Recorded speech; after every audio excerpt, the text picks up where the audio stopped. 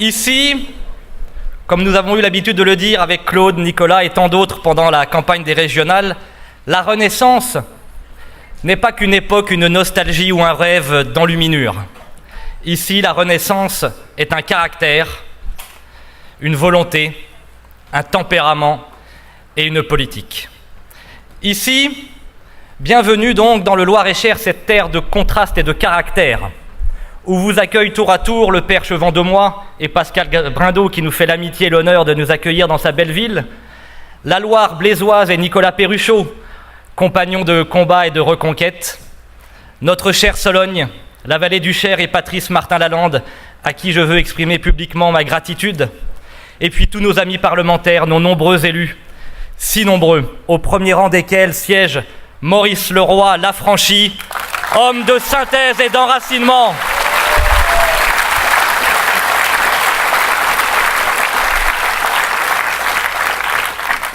Central, bien plus encore que centriste. C'est donc ici, à Vendôme, que je vais me livrer à un exercice tant attendu et tant réclamé. Je vais procéder, cher Nicolas, au droit d'inventaire, non pas le vôtre, qui rencontra tant d'avocats zélés, non l'inventaire du quinquennat de François Hollande.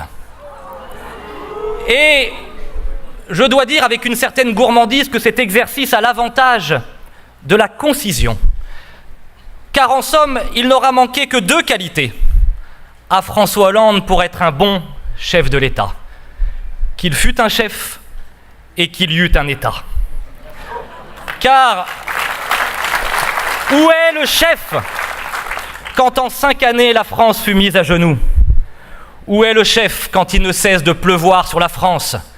Pluie d'impôts, pluie de normes, pluie d'amateurisme, pluie d'incompétence, pluie de manifestations et pluie de renoncements, laissant la place à la colère du peuple qui gronde, comme lorsque le temps tourne à l'orage. Où est le chef lorsqu'une jeune fille de 15 ans, Léonarda, aux insolentes provocations peut dicter sa conduite au président de la France, l'obligeant à venir justifier à la télévision l'expulsion régulière d'une famille en situation irrégulière? Où est le chef quand la fonction présidentielle est à ce point abaissée? La présidence de la République, c'est un service, c'est un honneur, c'est une vocation et c'est une incarnation. Voici donc pour le chef. Quant à l'État, où est l'État quand à Calais se substitue à la loi de la République la loi de la jungle, c'est-à-dire la loi du plus fort? Où est l'État quand il ne peut plus faire respecter le droit et laisse le communautarisme gangréner les territoires de la République? Où est l'État quand nous, les maires des communes rurales, sommes confrontés et abandonnés à toujours moins de moyens et toujours plus de responsabilités? Oui, François Hollande fut et restera le président fantoche d'un État fantôme, d'un État qui pas à pas s'efface. Et dans son quinquennat rose bonbon, chacun aura pu continuer à vaquer à ses occupations. D'un côté, les mutins de Panurge, qui peuvent continuer à réveiller la nuit debout le révolutionnaire utopiste qui sommeille en eux, en multipliant les sittings place de la République devenue place de l'anarchie, et en accablant au micro et en multipliant les débats, en faisant croire qu'ils pouvaient débattre de la tolérance pour tous, la tolérance, sauf pour ceux qui ne pensent pas comme eux. De l'autre côté, les rebelles de confort de la CGT qui peuvent continuer à battre le pavé et à bloquer les routes, les trains, les avions pour défendre leurs privilèges d'un autre âge. Sans parler des casseurs encagoulés et ensauvagés qui peuvent continuer à jeter des pavés et à assouvir leur frénésie destructrice de fin de cortège, brisant les vitrines, brûlant les voitures et phénomène inédit allant jusqu'à saccager Necker, l'hôpital des enfants malades. Et pendant ce temps-là, François Hollande peut continuer à se raconter bavard, lui qui parle aux journalistes mais qui ment aux Français. Et pendant ce temps-là, Christiane Taubira, l'ancienne garde des Sceaux, peut continuer à se rêver en égérie de la gauche 68arde, elle qui considère la prison comme le problème, le délinquant comme la victime comme le responsable et le laxisme comme une valeur éminemment moderne. Et pendant ce temps-là, sa meilleure amie en idéologie, Najat Vallaud-Belkacem, peut continuer à bâtir avec zèle l'école de la déformation nationale et de l'ignorance pour tous, si loin de la transmission des savoirs et de la fierté nationale. Et pendant ce temps-là, François Hollande peut tolérer, à Douaumont, près de Verdun, cette mise en scène indécente d'une petite armée de jeunes hurlant et foulant aux pieds les tombes de nos héros de 14, de ces poilus qui sont morts pour la France, eux les poilus qui ont tout donné pour la France, eux qui ont tout perdu pour elle, tout perdu sauf l'honneur. Oui, c'est cet honneur, ce vieux mot qu'on n'apprend plus ni à dire, ni à lire, ni à vivre, ni à aimer, c'est cet honneur qui fut piétiné ce jour-là. Et pendant ce temps-là, Stéphane Le Foll, le ministre de l'Agriculture, peut continuer à avouer à la radio qu'il ne peut rien faire pour nos éleveurs laitiers car il n'a pas le téléphone portable du président de Lactalis. Malheur à cet aveu d'impuissance et honneur à nos paysans, les fondateurs de civilisation. Se lever de grand matin pour traire le lait qui ne vaut rien, mais par seul respect de son troupeau. Supporter la chaleur du jour pour moissonner le blé qui ne vaut rien, mais par seul respect du labeur. Et se coucher tard le soir, rompu de fatigue, pour tondre la laine qui ne vaut rien, mais par seul respect des saisons.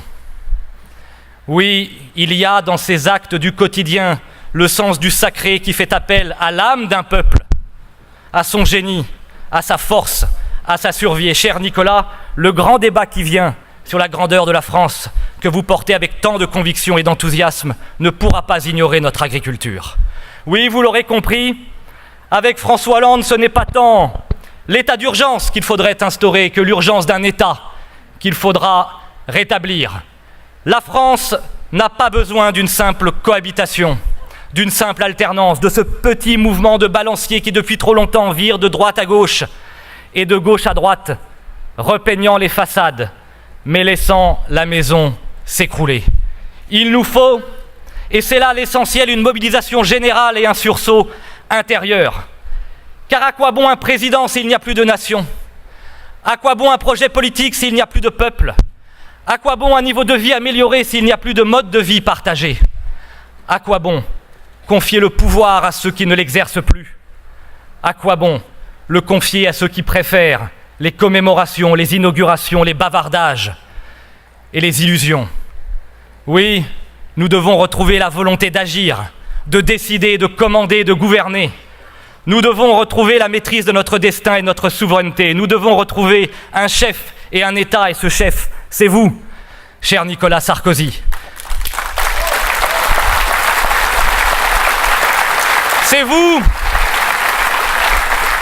avec une telle évidence, car les États ont besoin d'hommes du peuple, et les peuples ont besoin d'hommes d'État, et vous avez tout à la fois l'expérience de l'homme d'État et le courage de l'homme du peuple. Alors, et j'en conclurai par là, en nous rappelant sans cesse que seuls, nous ne redresserons pas la France, ni en 100 jours, ni en 5 ans, ni en une vie, car la France est une œuvre de patience. Nous la redresserons seulement si chacun d'entre nous, à sa place, prend sa part à ce grand œuvre. Il est de bon ton dans notre siècle qui a perdu la foi de ne pas croire en l'homme providentiel.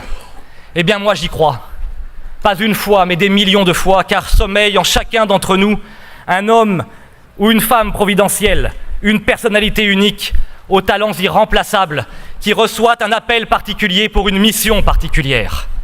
Là où ton talent rencontre les aspirations du monde, là est ta vocation, proclamait Aristote au premier républicain. Nous ne sommes que les serviteurs d'une cause qui nous dépasse, mais qui nous lance ce soir un appel des plus urgents. Oui, après ce quinquennat de l'impuissance, nous devrons tout rebâtir, tout reconstruire et tout refaire.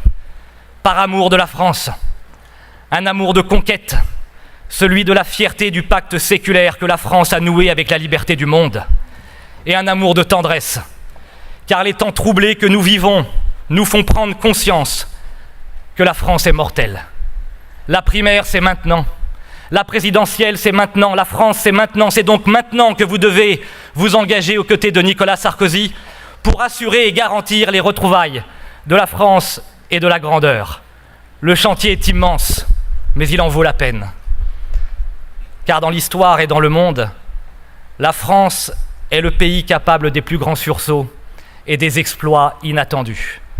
Il existe dans les profondeurs de notre peuple des ressources insoupçonnables qui permettent de retourner les situations les plus désespérées et d'ouvrir les perspectives les plus larges. Et à ceux de notre jeunesse qui sont si nombreux ce soir, qui cherchent un pays à bâtir, un rêve à accomplir, une cause à servir ou des espaces à conquérir, nous lançons ce message. Si tu veux partir, reste. Si tu es parti, reviens. Choisis la France, car mieux qu'un rêve américain ou oriental, la France est une espérance. Et l'espérance, elle ne déçoit jamais. Vive la République et vive Nicolas Sarkozy!